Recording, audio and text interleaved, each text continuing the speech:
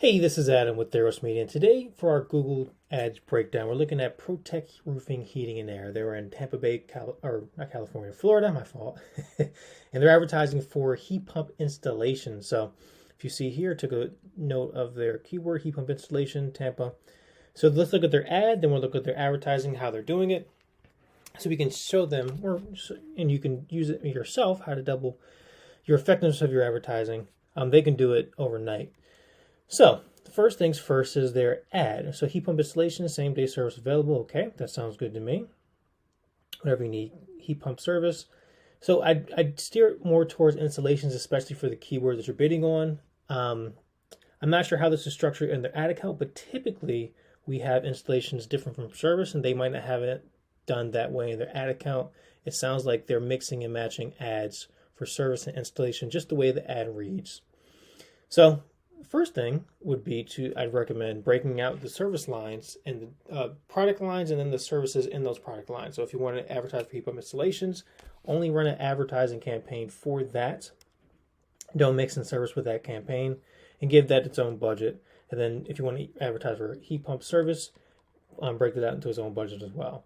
So the landing page goes to their home page, which is not ideal. So typically, you want to run this to either a dedicated landing page, which is the best, or at worst, a service page that you have built for heat pump what you're advertising for this part is heat pump installations. So a service page built for heat pump installations.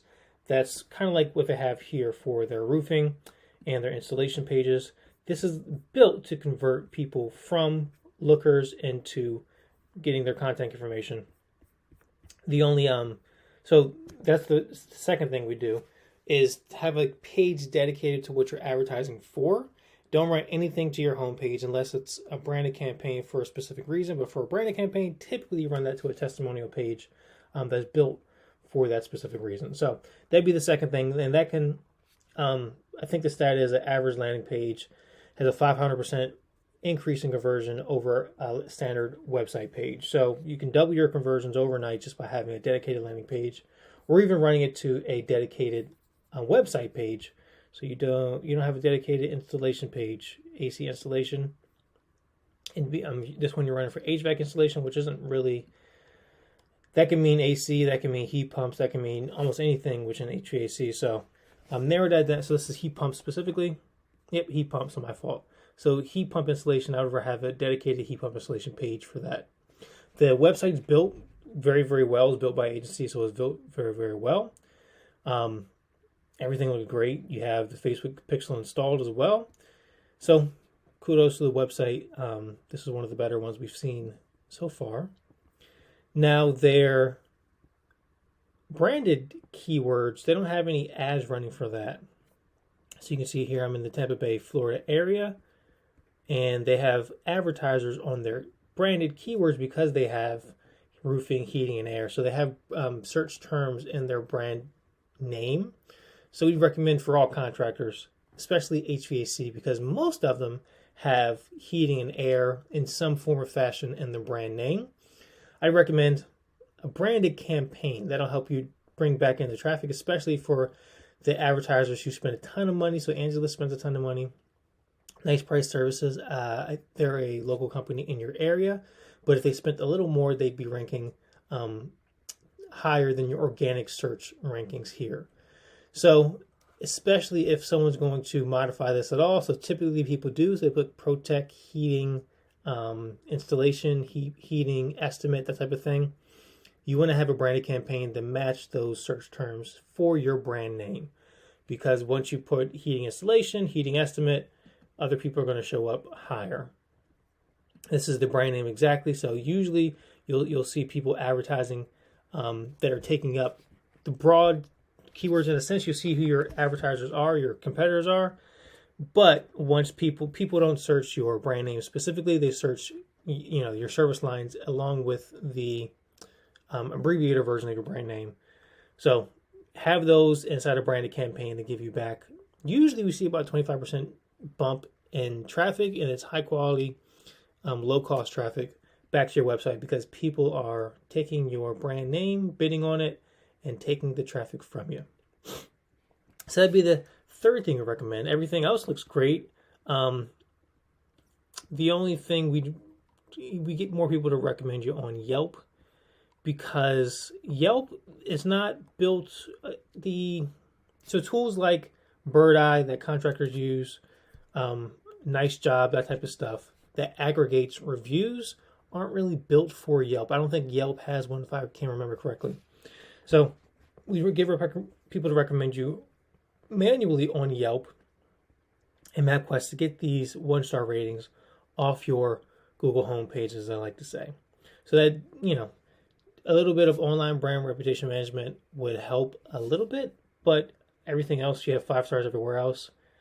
So I'm not worried about it too much, but you never like someone to go to your, search a brand name and see 1-star reviews. You can definitely push those down. You can get them off of the first page of Google, or you can, have people recommend you there and review you there and get those 1-star reviews off. So your Facebook page looks great.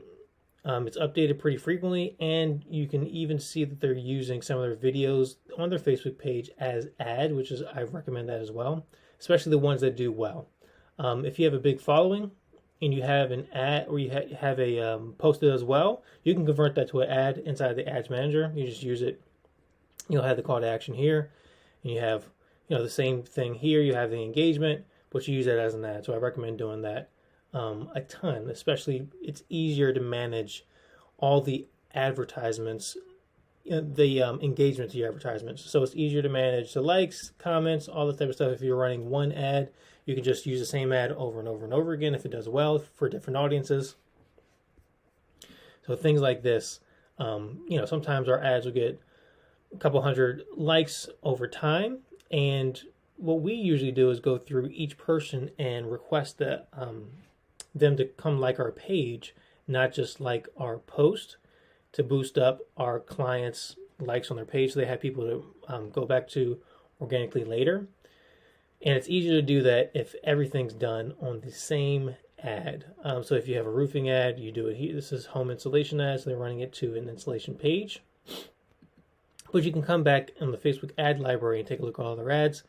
The one thing they're not doing that I recommend them do is to have a congruent, well-rounded strategy for both cold advertising and retargeting. So the reason I say they're not doing that is because I don't see a heat pump installation retargeting ad that matches what they're doing on Google. So the first thing we typically do when we take on a client is look at their advertising as one holistic thing. So one holistic strategy. And we make sure that if we're going after something on Google, we go after that thing on all the other platforms everywhere by retargeting them. So we're paying for the expensive traffic on Google, and then we want to have the cheap traffic that's retargeting people that's higher quality because they've already seen our ads from Google, and they're going to Facebook, YouTube, wherever, and seeing our ads about the same exact topic.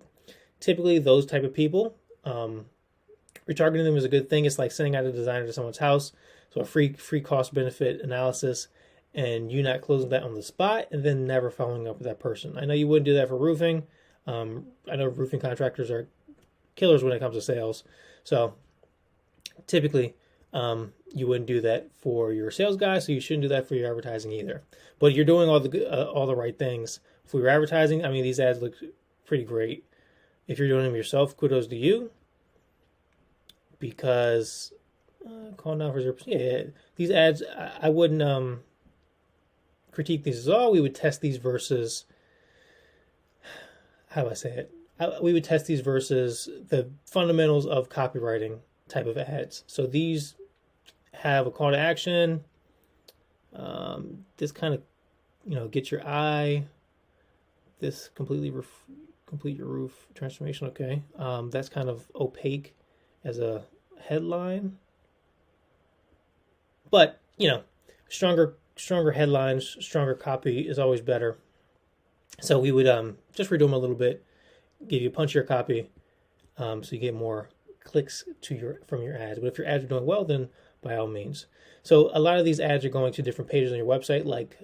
So this roofing ad is going to a roofing page. This installation ad is going to an installation page, which is what you want to do. The only critique we'd give you is to use something like Google Optimize to make this into a landing page. So a lot of times contractors don't want to build a bunch of landing pages, especially if you're running ads yourself.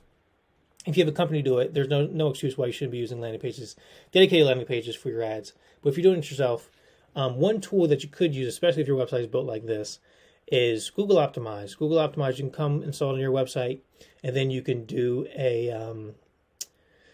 you can not optimize. You can edit your website on the front end of what customers see or potential customers see based on where they come from.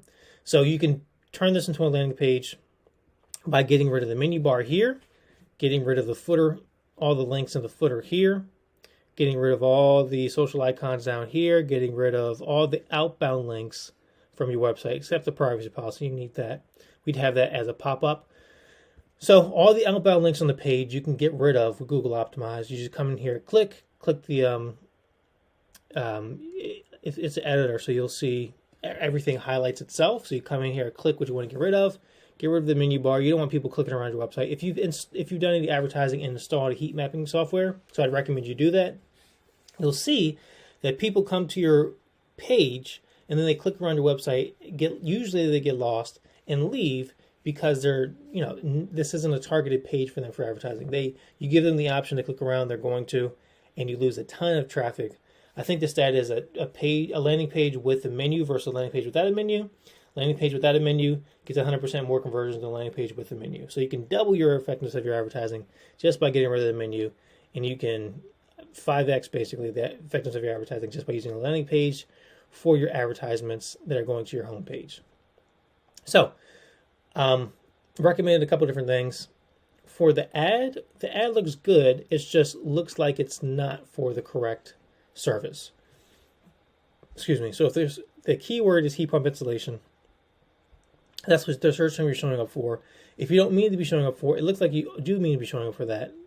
But if you don't, use it, keyword prune, get rid of it out of your campaign. If you do, then build out the service into its own campaign. You don't want to mix and match service keywords with installation keywords in the same campaign, the same ads. You don't want them showing up for each other. And they have different cost per leads. So you can't really manage the cost per lead very well if they're built inside the same campaign. So get them out the same campaign and stop cross-pollinating your ads. You shouldn't have the word service in your installation ads at all. Then use a dedicated landing page for your advertisements. It's going to a website page. The average landing page has a 500% higher conversion rate than an average website page.